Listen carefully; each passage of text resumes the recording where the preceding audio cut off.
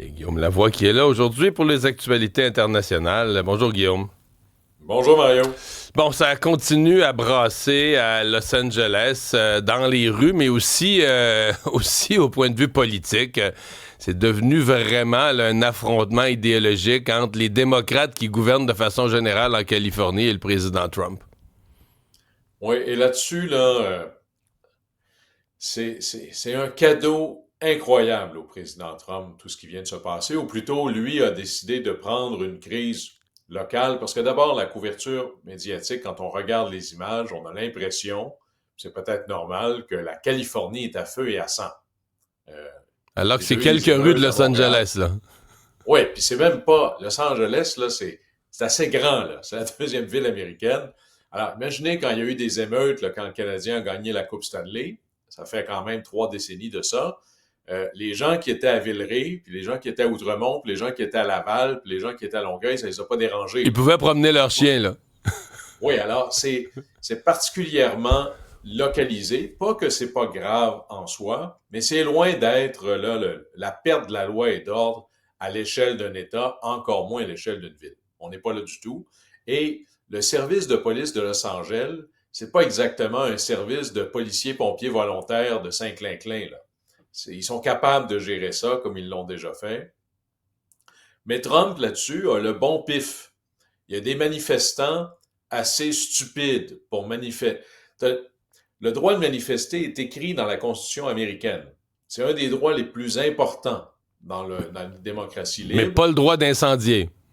Il y a quelques imbéciles qui ont décidé d'en profiter pour incendier des voitures et de fait de donner à Trump exactement ce qu'il avait besoin.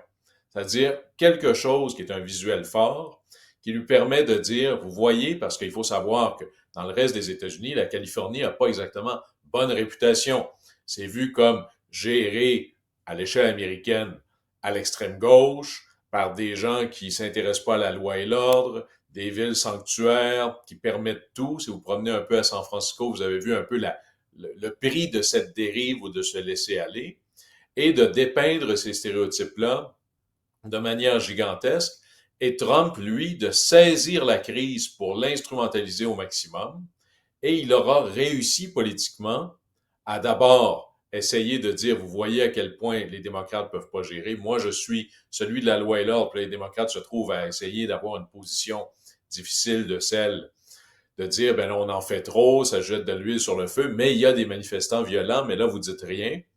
Mais surtout, ça permet à Trump de faire un peu table rase de tous les autres sujets qui étaient mauvais pour lui. S'il n'y avait pas eu ça, de quoi est-ce qu'on nous parlerions? Non, Le deal l'économie, les du tarifs, chancelier tout ce allemand, qui allait mal, là.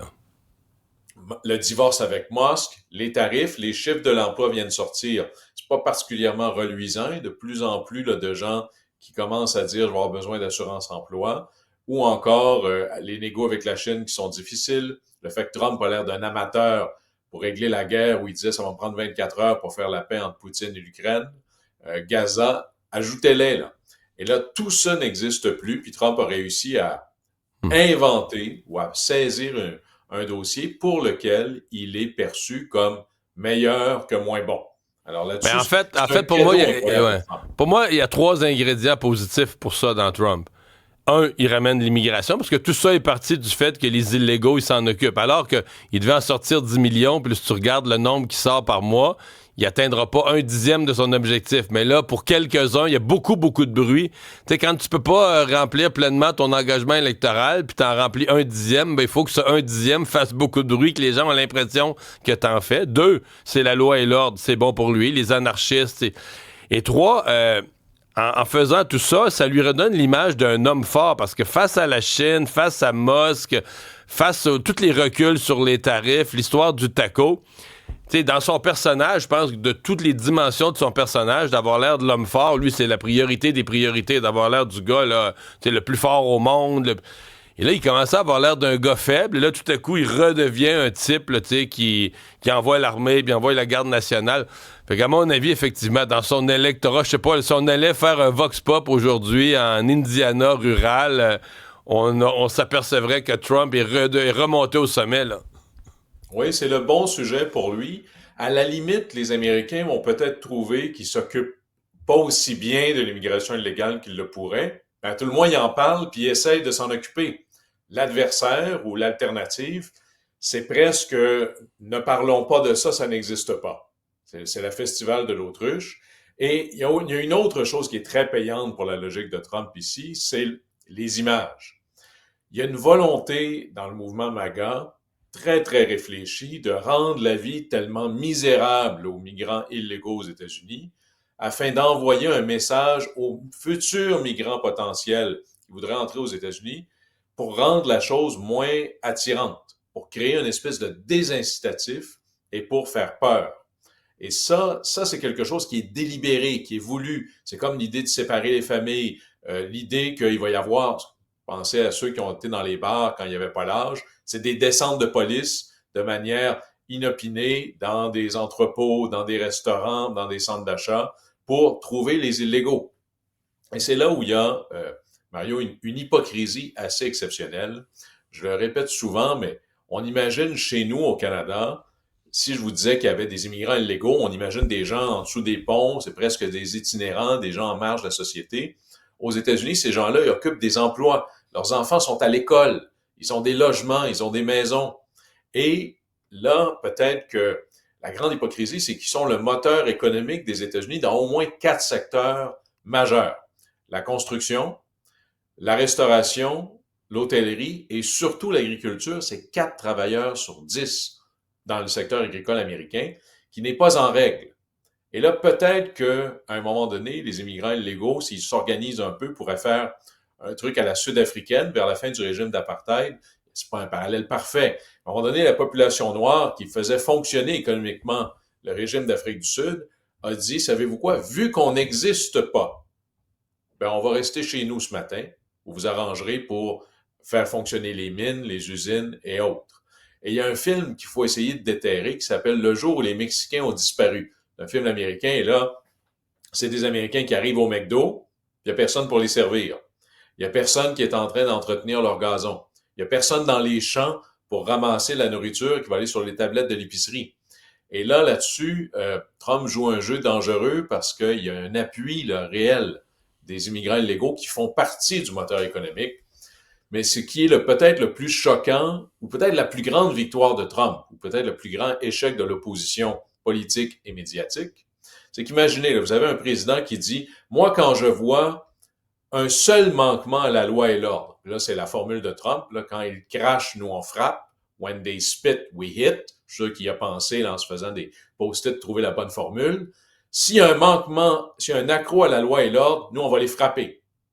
C'est le même gars. C'est la même administration qui a dit que finalement, le 6 janvier, c'était une des plus belles journées de l'histoire américaine. C'est des gens qui ont causé la mort de policiers, qui ont attaqué le Congrès et il les a pardonnés, même s'ils ont été reconnus coupables aux criminels dans une cour de justice. Et ce n'est pas la première nouvelle de la journée. Alors, quelque part, là, quand l'opposition s'effondre, ben, ça permet toutes sortes de débordements. Le Burke avait raison, pour que le mal triomphe, il faut juste que les gens bien fassent rien. Un petit mot en terminant sur l'actualité qui est internationale et locale à la fois, mais l'espèce de nouveau rôle du Canada dans le monde, de nouvelle crédibilité, nouvelle influence que M. Carney veut donner au Canada avec ce coup de barre sérieux pour dire, ben là, le 2% demandé par l'OTAN, on va l'atteindre dès cette année. Ça, c'est à la fois, c'était long time coming, comme on dirait en latin, là, la patience du reste du monde, ou plutôt de l'Occident ou de l'OTAN, est à sa limite avec le Canada, dont la position en défense était indéfendable. Il y a un club, c'est 2% pour être membre du club, puis nous, on est à 1,37. Et depuis qu'il y a eu la crise en Ukraine, on a été dépassé par tout le monde. Alors là, ça devient, il n'y a plus de crédibilité possible si t'es pas à 2%. Alors, Justin Trudeau avait annoncé, sans aucun espèce de plan, qu'on serait là en 2032, personne n'y a cru. Là, c'est pas seulement de dire, nous allons aller à 2%, mais d'ici la fin de l'année. C'est 10 milliards de plus là, d'un coup sec. Et attention, parce que le sommet de l'OTAN qui s'en vient là, très bientôt, il est fort possible que la décision soit que le 2%, c'est plus ça, ce sera 3 ou 3,5%. Alors, on va redevenir le mauvais élève dans la pièce, mais mais à tout le moins, on va reconnaître qu'on est en mode rattrapage sérieux. Mais ça pose, Mario, 3 énormes défis. D'abord, il y a un défi administratif. Et là, imaginez ça demain matin, là, vous avez un budget pour acheter des choses, je l'augmente massivement. Administrativement, est-ce que la machine est capable de déployer ça rapidement? En 12 mois, c'est très rapide. Les nouveaux contrats, les nouveaux achats, le plus facile, c'est d'augmenter le salaire des soldats. Mais ça, pour acheter un sous-marin ou acheter des avions de combat, ça prend du temps, là. Et si on n'est pas capable de décaisser, de déployer, de réaliser, là, il y a un gros défi administratif. Un défi budgétaire, parce que là, je pense que c'est presque un monde surréel, là. Monsieur Carney a promis dans la campagne électorale d'augmenter le budget militaire, de réduire les impôts et d'augmenter les dépenses en infrastructure. Et les mauvaises langues diraient, j'aurais dû y penser. Comment est-ce qu'on va faire budgétairement? Parce que tout ça, et M.